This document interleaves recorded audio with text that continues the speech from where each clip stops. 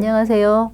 여러분과 탄소시장의 이해를 같이 공부하게 될 한국탄소금융협회 부회장 김효선입니다.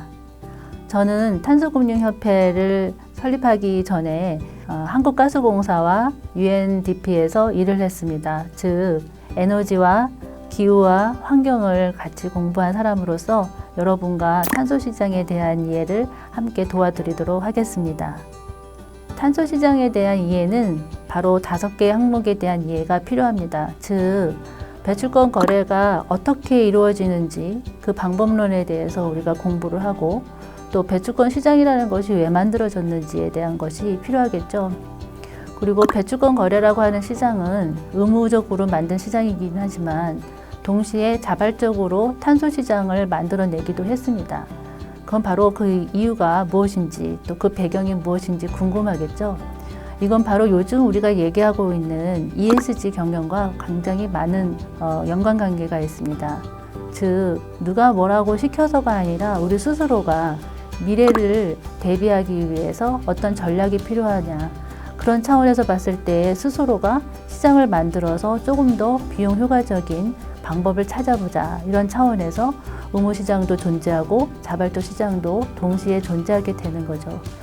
배출권 거래라고 하는 시장은 혼자 따로 독립되어 있는 시장이 아니라 에너지 시장에 붙어 있는 파생상품과 동일한 어떤 의미를 가지고 있습니다. 그래서 에너지 전환이 필요하다는 것은 바로 배출권 거래가 왜 필요하다는 것과 동일한 맥락에서 우리가 볼 수 있는데요. 그건 바로 전 세계적으로 기후에 대한 위기, 바로 에너지 위기와 동일하게 보기 때문입니다. 그래서 우리는 바로 위기라는 단어를 통해서 시장이 만들어지고 또 정책이 어떻게 운영이 되었는지를 이번 시간에 많이 배울 수 있으면 참 좋겠습니다.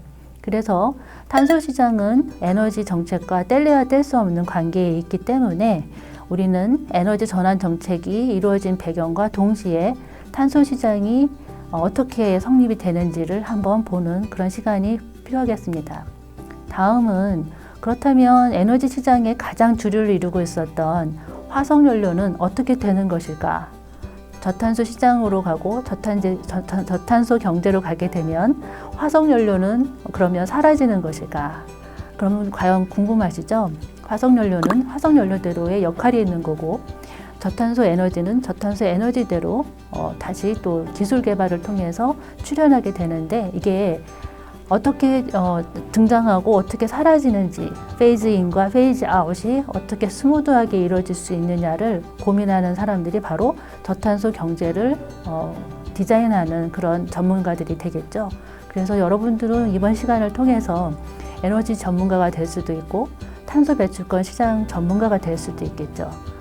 그렇다면 우리가 이렇게 시장을 만들어내고 기술을 개발하는 배경에는 우리가 정책의 트렌드를 우리가 알 필요가 있겠죠. 그게 바로 해외 탄소 중립 정책이 어떻게 운영되고 있는지를 우리가 한번 바라봐야 될 것 같습니다. 그래서 우리는 시장에서 출발을 했지만 정책을 이해하게 되고, 그 정책이 국제관계랑 또 어떻게 맞물려서 요즘 미국과 중국, 또 미국과 러시아가 대립되고 있는 국제관계와 국제 충돌 문제, 역학관계, 이런 것까지 우리가 이해할 수 있는 시간이 되면 좋겠습니다. 그럼 탄소시장에 대한 이해를 배출권 시장에 대한 일반적인 이해에 대해서 먼저 우리가 얘기해 보도록 하겠습니다. 탄소시장에 대한 배경은 최근 우리가 접하는 단어와 생활에서 우리가 접하는 용어에 그 답이 있습니다. 바로 화면에서 보시면 가장 큰 글씨로 보이는 ESG 투자의 그 핵심이 있는데, 2021년은 ESG 경영, ESG 금융이라고 한마디로 표현할 수 있을 정도로 굉장히 큰 붐을 일으켰습니다. 과연 ESG 금융이 의미하는 것은 무엇일까요? 이것은 바로 이제 과거에 우리가 어떤 생각을 하고 기업을 운영을 했는지, 앞으로는 어떻게 또 발상의 전환이 필요한지를 우리가 알 수 있는 그런 빅데이터 단어라고 볼 수 있겠는데요. 슬라이드 하단에 보시게 되면 회사 차원에서 과거에는 수익을 내는 것이 기존의 의사결정 과정이었죠. 그런데 이제는 동일한 사업이라도 사회적 효과가 다르게 발생할 수 있다. 그런 사고에서 이제 출발했습니다. 그래서 과거보다는 환경을 더 고려하고 또 사회적 가치, 사회적 책임의 무게를 두면서 의사결정이 투명하고 더 많은 분들의 의견을 듣는 그런 과정이 필요하게 되었습니다. 그래서 이 환경, S 사회, G 가버넌스의 변화를 획기적으로 가져올 수밖에 없는 그런 체계를 우리가 맞이하게 된 거죠. 이는 곧 지속가능한 발전이라는 인류의 공동 목표를 전 지구적으로 공감하고 그 뜻을 받들어 함께 방법을 모색하는 과정에 독립된 가치보다는 융합의 가치, 현재보다는 미래, 개인보다는 우리라는 공동체 의식이 자리를 잡아야 한다는 것이 바로 탄소 시장이 출현하게 된 배경이라고 할 수 있습니다. 그렇다면 기후변화에 대한 인식은 어떻게 발전되어 왔을까요? 기후변화의 사회적, 경제적 영향은 다분히 쓰나미나 가뭄처럼 농작물에만 영향을 미치는 것이 아니라 우리가 생활하는 모든 소비자와 또 소비재의 비용이 사전적으로 또는 사후적으로 증가할 수 있다는 것을 의미합니다. 게다가 기후변화는 물 부족과 직접적인 상호관계를 갖고 있기 때문에 해수면 상승, 생산성 악화 등 경제와 사회에 다양한 부정적인 결과를 초래합니다. 이러한 기후변화의 부정적 영향을 과학적으로 입증하는 과정이 필요했고 이를 IPCC라고 하는 전문가 집단이 그 과학적인 증거와 입증을 제출하면서 유엔에서 기후변화 협약을 채택하는 과정에 이러한 기후변화의 부정적 영향을 과학적으로 입증하는 과정이 필요했고 이를 IPCC가 수행하고 또 유엔에서 기후변화 협약을 1992년 채택하고 규토 의정서와 파리 합의문을 도출하게 됩니다.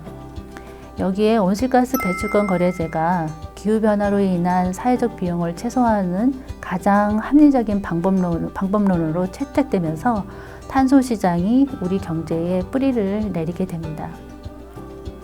배출권 거래는 탄소 시장이라고도 불려지고 탄소 시장이 곧 배출권 거래이기도 한데요.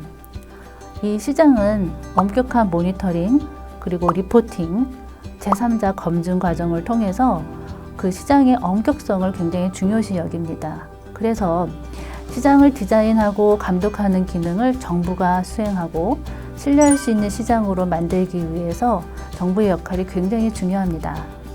따라서 배출권 거래는 시장 기능을 발휘해야 하는데 다른 시장에서도 마찬가지와 같이 수요와 공급의 원리에 의해서 가격이 움직이도록 되어 있습니다.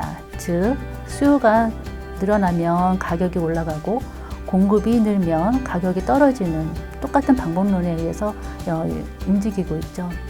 즉 배출권을 할당하는 데서 출발하지만 거래와 모니터링 그리고 최종적으로 각 기업이 보유하고 있는 배출권과 배출량이 일치하는지를 또 판단해야 되겠죠. 바로 이러한 엄격성이 잉여 배출량이 아니면 또 잉여 배출권이 발생하는지 또 배출권보다 배출량이 많은지에 따라서 페널티를 매기게 됩니다.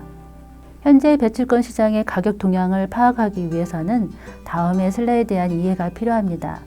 즉 파리 합의문이 제시한 감축 목표를 기준으로 각국이 보유해야 할 배출권 대비 배출량이 과도하게 크기 때문에 앞으로 배출권이 현격히 부족할 수밖에 없다는 것을 우리가 예측할 수 있겠죠. 중국은 거의 절반, 미국은 4분의 1 수준으로밖에 현재의 저감 옵션, 저감 기술을 사용할 수밖에 없다는 것이 바로 우리의 현실이 앞으로 더 어려워질 수 있다는 것을 얘기하고 있습니다. 그러니 가격은 계속 상승세를 탈 것이라는 것을 우리가 예측할 수 있습니다. 그렇다면 우리 배출권 거래와 관련된 내용을 우리가 좀 더 자세히 알아보기 위해서는 시장의 종류가 어떻게 나눠지는지를 우리가 한번 볼 필요가 있겠죠. 그러면 여기까지 배출권 거래와 관련된 기본적인 이해를 여러분들한테 설명을 드렸습니다. 그럼 다음 시간에 뵙겠습니다.